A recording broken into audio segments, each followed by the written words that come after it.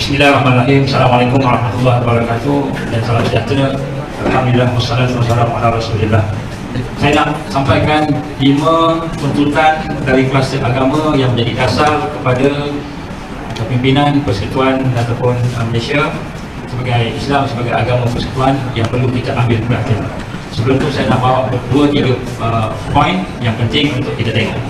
Yang pertama sekali, convention. Ini cadangan saya nak sebut depan. Convention Kebajikan Rakyat yang dihadiri oleh wakil-wakil NGO Muslim dan golongan agamawan sepakat menyatakan bahawa permasalahan yang dihadapi oleh rakyat dan negara wajib mendapat sentuhan dan prihatin secara khusus oleh golongan-golongan agamawan dan mereka yang memimpin agama, iaitu Majlis Raja-Raja wajib ambil berat, terutamanya apabila banyak isu-isu dan permasalahan yang berlaku dalam suasana pandemik ini terus menjadi kronik dan tidak ada penyelesaian.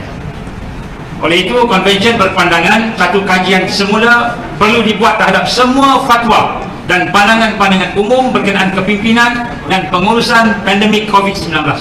Sama ada perkara itu berkaitan dengan pengisytiharan darurat, penggunaan vaksin dan bahan haram dalam ubatan dan SOP yang dilaksanakan semasa di masjid dan lain-lain. Masalah utama juga terdapat kepada sumber rujukan fatwa-fatwa yang berkenaan. Sikap mendiam diri dan berpada dengan penilaian fatwa mengikut arus perdana oleh sebahagian tokoh-tokoh ulama dan agamawan amat mengecewakan. Sikap lemah ini seolah-olah seperti syaitan bisu yang reda kepada kerosakan dan kemungkaran yang berlaku ke atas ummah, dan sikap berdiam diri ini dengan alasan mengikut pandangan jumhur ulama dunia, walaupun rujukan yang dikatakan jumhur ulama itu hanyalah berkiblatkan kepada pandangan World Health Organization WHO semata-mata. Sedangkan WHO adalah satu badan yang penuh dengan kritikan-kritikan profesional dan perkara-perkara kontroversi. WHO juga telah berjaya didedahkan dalam convention, telah dikuasai dan dipengaruhi oleh syarikat-syarikat farmasi yang gergasi dan yayasan-yayasan swasta yang berkepentingan dalam hal ehwal penjualan vaksin. Apabila sekurang-kurangnya 80% daripada pembiayaan dana keseluruhan WHO dibiayai oleh kumpulan-kumpulan mereka, menjadikan WHO sebagai sebuah badan yang tidak ada sokongan dana penuh daripada negara-negara antarabangsa yang sepatutnya menjadi pendana. Pengaruh WHO hanya dikuasai oleh mereka yang ada kepentingan dari golongan-golongan elit. Oleh itu, WHO yang menjadi sumber rujukan utama kepada fatwa jumhur ulama dunia adalah satu sumber fatwa yang penuh dengan syubhat dan tidak berwibawa.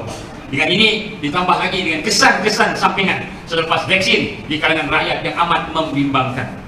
Oleh itu, kami ingin mencadangkan 5 perkara sebagai cadangan daripada konvensyen yang telah kita persetujui dalam satu bengkel khas yang dibuat kurang lebih 20 orang dalam bengkel tersebut yang fokus kepada kluster agama, dan juga telah kita perhalusi dengan kumpulan-kumpulan pakar yang luar.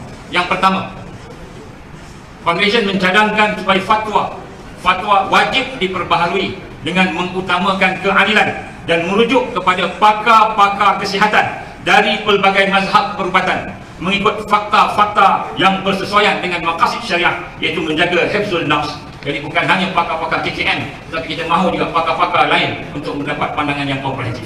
Yang kedua, konvensyen mencadangkan pada semua pertentangan fakta dan data-data kesan buruk vaksin yang semakin ketara membawa kepada pembaharuan fakta, iaitu vaksin hukumnya halus bagi mereka yang mahu menggunakannya, tetapi vaksin hukumnya haram pada pemaksaan dan penggunaannya. Ini adalah berdasarkan fakta yang dibincangkan di konvensyen, menunjukkan bahawa vaksin harus digunakan tetapi haram dipaksa penggunaannya. Maka fakta-fakta yang ada perlu diteliti semula.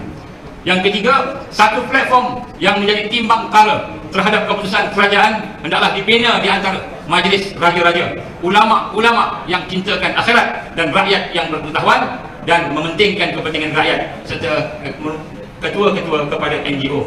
Platform ini hendaklah ditubuhkan sebagai timbang tara, tidaklah ada satu orang, dua orang saja yang cakap buat keputusan. Yang keempat, ini penting tuan-tuan ya, semua SOP yang berkaitan agama seperti masjid, solat, madrasah dan lain-lain perlu diubah semula kepada sunnah Rasulullah sallallahu alaihi wasallam. Jadi agama menyatakan bahawa semua SOP wajib dikembalikan kepada sunnah Rasulullah sallallahu alaihi wasallam. Segala pertentangan adalah merupakan bid'ah yang nyata.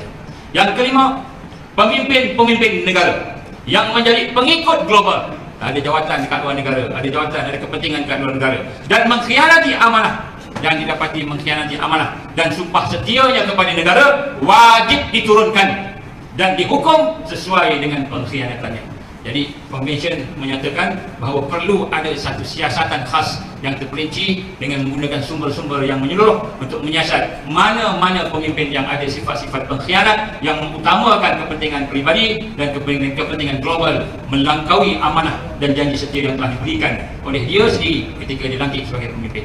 Oleh itu mereka patut dijatuhkan ataupun diturunkan dan dihukum dengan hukum yang sesuai dengan pengkhianatannya. Terima apa yang cadangkan daripada Convention dari kluster agama. Wallahu a'lam. Assalamualaikum warahmatullahi wabarakatuh.